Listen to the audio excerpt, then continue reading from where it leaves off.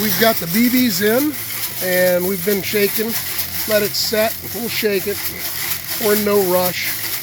Hopefully we'll get all the lining out, and then we'll go to getting the rust out of it.